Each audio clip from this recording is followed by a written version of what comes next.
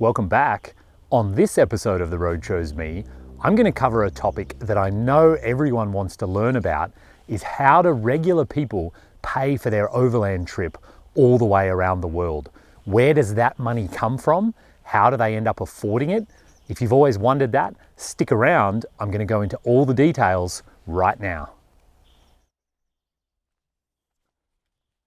If you haven't seen it already, check out the video where I talk about how much it actually costs to drive around the world. Once you've watched that, you'll have a really good understanding of how much money you need to do it and then approximately how long you'll be able to go for. That's a great way to budget, but the standard question that comes up is, yeah, that's great, Dan, but where does the money come from?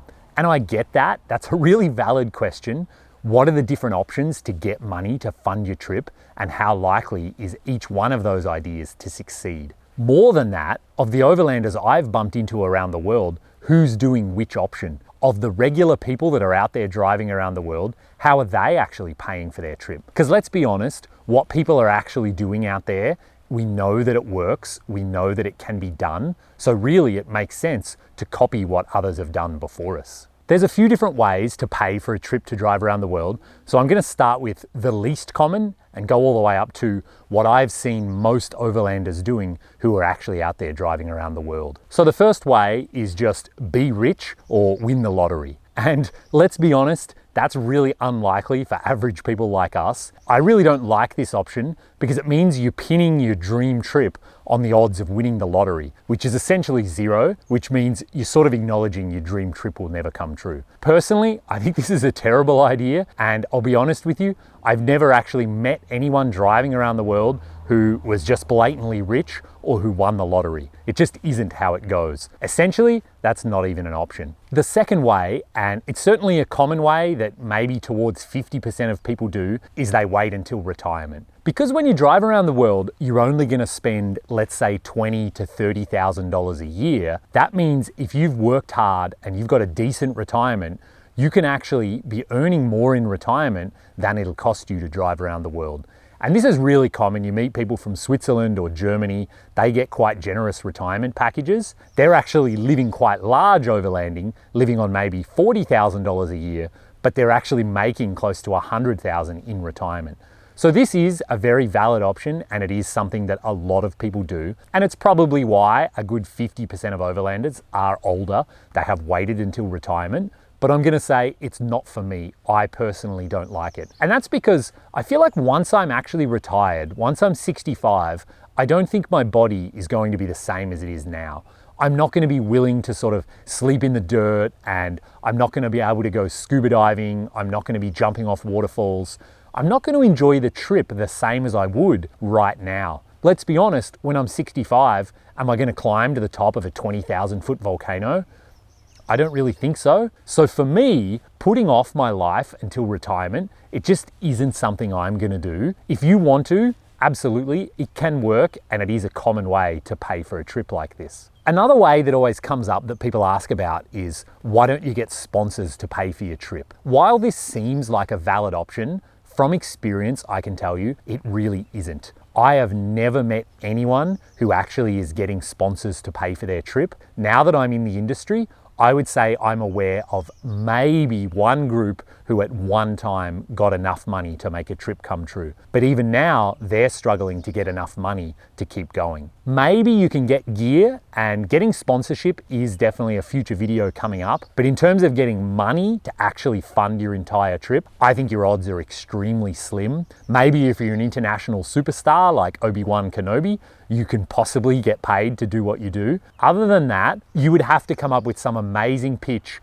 and potentially have years of experience producing documentaries or videos. And even then, there's no guarantee that you'll actually get enough money. So if you've always thought about getting sponsors to pay for your trip, I'm just gonna tell you right now, that's really unlikely. And as I said, I've never met anyone doing it. The other option too is people try to earn money while they're on the road. It will be a future video, but I have to say from personal experience and talking to a lot of other overlanders, it's really hard to do. I've been trying to do it for a decade now, and I still haven't managed to earn enough money on the road to pay for my trips. I've never met anyone else doing it either. You can certainly earn some money on the road, and that'll slow down the speed that your savings goes down. In terms of paying for your whole trip that way, it's going to be stressful and a bit risky, because if you get halfway through your trip, let's say you get down to South America, but then you're not earning enough money and you're really slim, your trip's gonna have to come to an end, but then you're gonna be a bit stuck because you won't have enough money to fly home, you won't have enough money to ship the vehicle back, you might not be able to sell it because that's illegal in some countries, so you might back yourself into a corner if you set off without sufficient savings. Keep that in mind.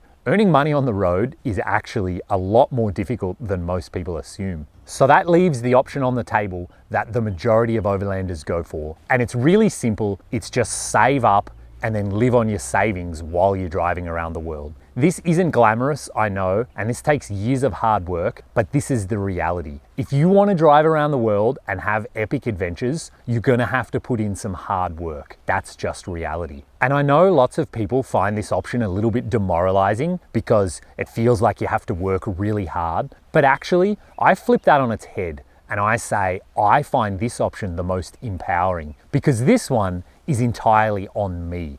It means I don't have to get approval from some company. It means I don't have to try and beg anyone else for money. I don't have to wait to win the lottery. It's entirely up to me how much money I save and when I'll be able to go on my trip. So I really like this because it means the power is in my hands.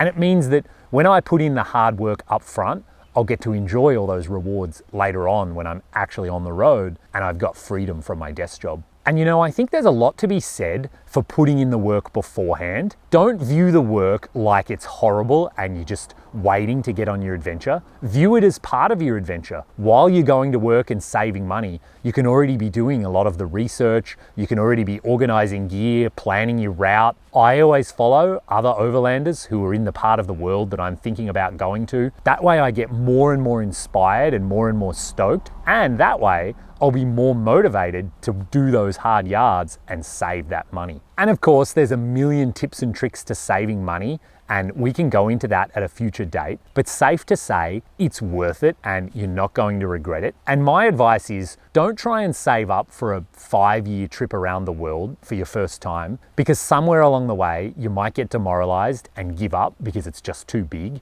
Instead, aim for something that's totally achievable. Let's say a few months in Alaska. You're only going to need $5,000. So I think this is totally realistic. You can save that in a year, maybe 2, then head up and go on your expedition to Alaska. You're going to have an amazing time. It's pretty safe to say. And then when you get home, you'll be way more motivated to get back to saving money because you've had those real experiences and you know what it feels like to be out there living on the road. It's so much easier when you go to do it the second time around. It doesn't feel difficult at all. And then for your next trip, you could just aim for one that's a little bit bigger and so on and so forth. That way, everything is so achievable and realistic, and it's not like you're aiming for something that's gonna take 10 years before you get the payoff. But I really like to view saving money as being very empowering because every dollar that you put in your savings account, that's buying you time away from work in the future. A friend once said to me that debt is a promise of future labor. So you're basically just promising someone that you'll go to work someday in the future. I feel like the same is true in reverse for savings.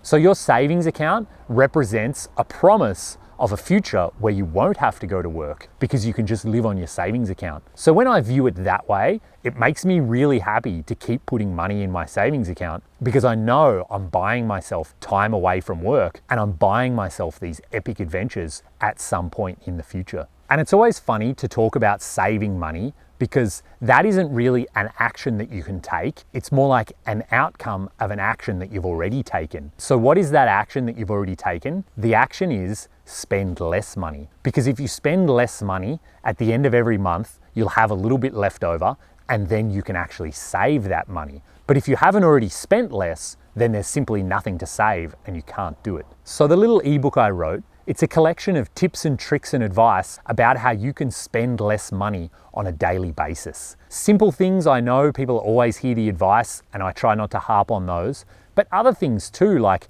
recognize when you're looking at prices, you're not just looking at a money value, you're looking at hours of your life. If a new TV costs $1,000, think about how many hours you'll have to sit at work to to actually have that $1,000. And remember, you've got to factor in tax as well, and the amount of money it costs you to earn that money. Going to work isn't free after all. You have to deal with transport and food and clothing. So there's a lot of nuances there, and all of that kind of stuff is in my little ebook.